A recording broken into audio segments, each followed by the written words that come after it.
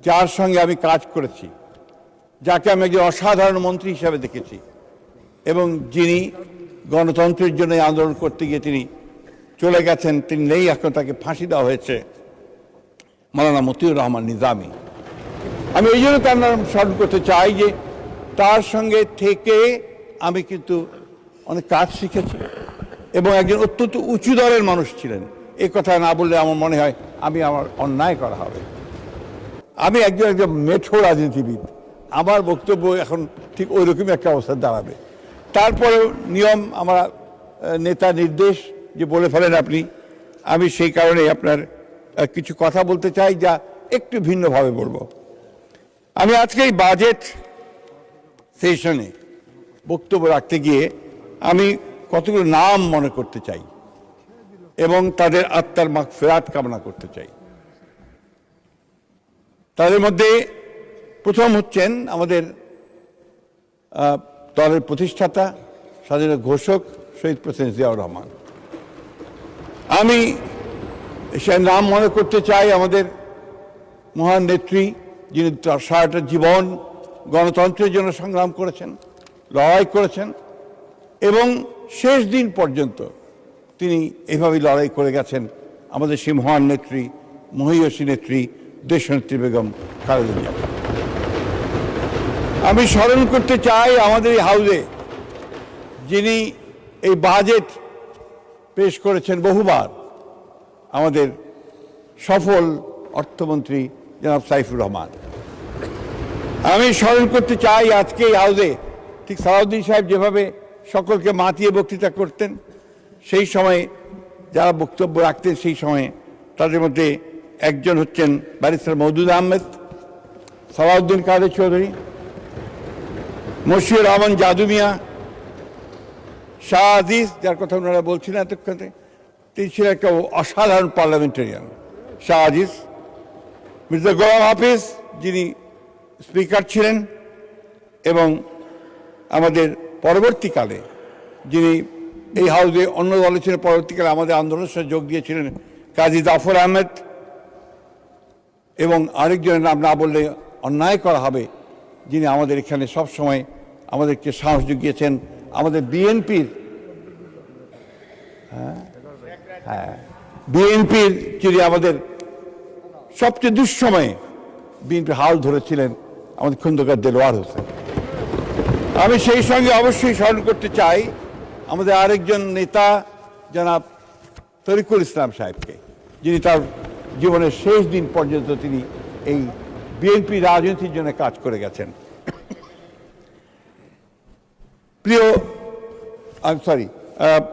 সম্মানিত মাননীয় স্পিকার, আমি আরেকজনের নাম স্মরণ করতে চাই, যার সঙ্গে আমি কাজ করেছি, যাকে আমি একজন অসাধারণ মন্ত্রী হিসাবে দেখেছি এবং যিনি গণতন্ত্রের জন্য আন্দোলন করতে গিয়ে তিনি চলে গেছেন, তিনি নেই, এখন তাকে ফাঁসি দেওয়া হয়েছে, মাওলানা মতিউর রহমান নিজামী।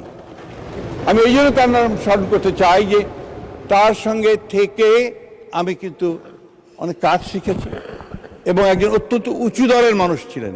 এই কথা না বললে আমার মনে হয় আমার অন্যায় করা হবে। আমি কারাগারে ছিলাম অনেক দিন মাননীয় স্পিকার, এবং এই সময় আমি অনেক জামাত ইসলামের অনেক উচ্চ পর্যায়ের নেতাদের সংস্পর্শে এসেছি, একসাথে থেকেছি।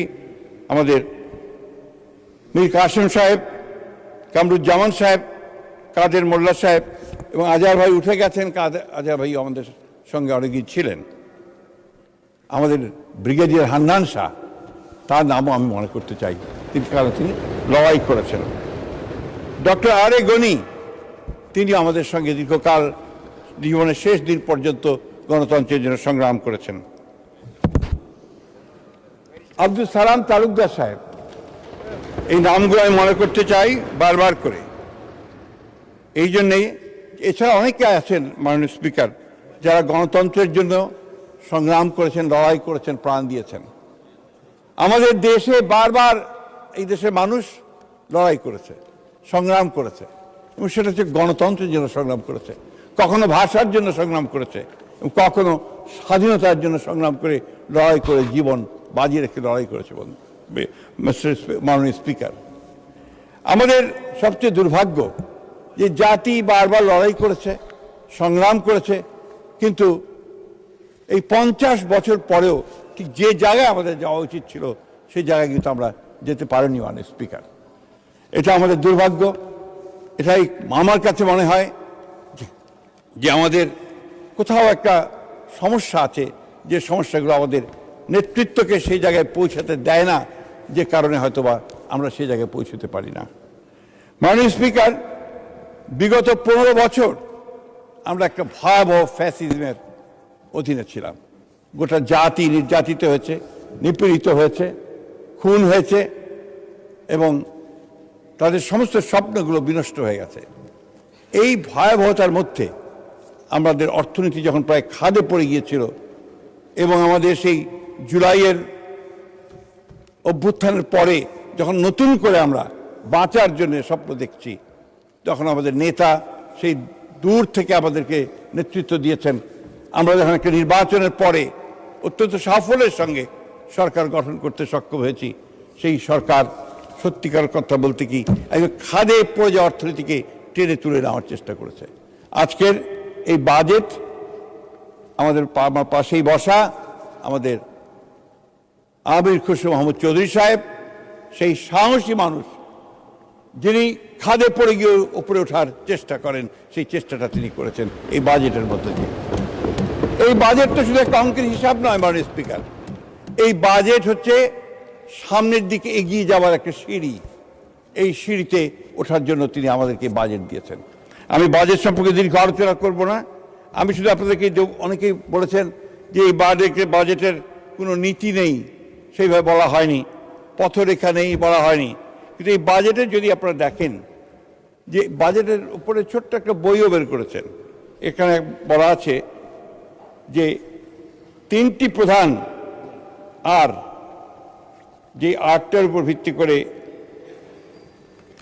এক minute, recovery and stabilisation, restoration, reconstruction, অর্থাৎ আগামী 1 বছরের মধ্যে অর্থনীতির অবনতির ধারাকে রোধ করবে, সামষ্টিক অর্থনৈতিক স্থিতিশীলতাকে পুনঃপ্রতিষ্ঠা করবে, আগামী 3 বছরের মধ্যে রাজস্ব ব্যবস্থার সংস্কার, বিনিয়োগ ও বেসরকারি খাত উন্নয়ন, আর্থিক খাত পুনর্গঠন, রপ্তানি বহুমুখীকরণ, মানব সম্পদ উন্নয়ন ও সক্ষমতা বৃদ্ধি করবে।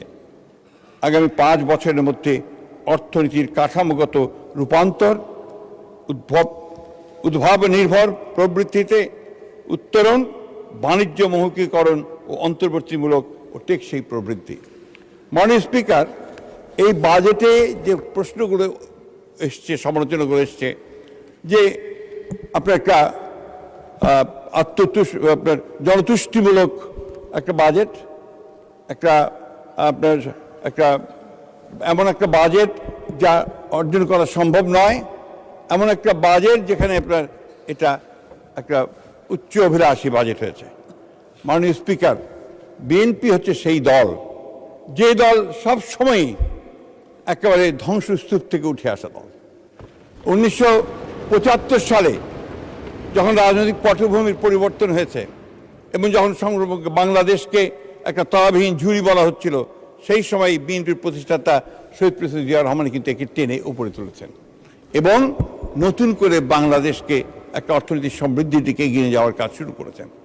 বিএনপি হচ্ছে সেই দল, যে দলটি 1990 সালে একটা ভয়াবহ স্বৈরাচারী শাসনের পরে, মিলিটারি শাসনের পরে দেশনেত্রী বেগম খালেদার নেতৃত্বে আবার উঠে এসেছে সামনের দিকে এবং সামনে এগিয়ে যাওয়ার পথ খুঁজে নিয়েছে। যে কারণে যখন বিএনপি সরকার পদত্যাগ করে, আবার নির্বাচন দিয়ে ক্ষমতা দিয়ে দেয়, সেই সময়ও কিন্তু এই বিএনপির যে আপনার প্রবৃদ্ধির হার, সেই প্রবৃদ্ধির হার কিন্তু অনেক বেশি ছিল এবং তখন বলা হয়েছিল গোল্ডম্যান স্যাক্সের থেকে, যেটা একটা ইমার্জিং টাইগার হিসেবে বাংলাদেশকে চিহ্নিত করা হয়েছিল বন্ধুগণ।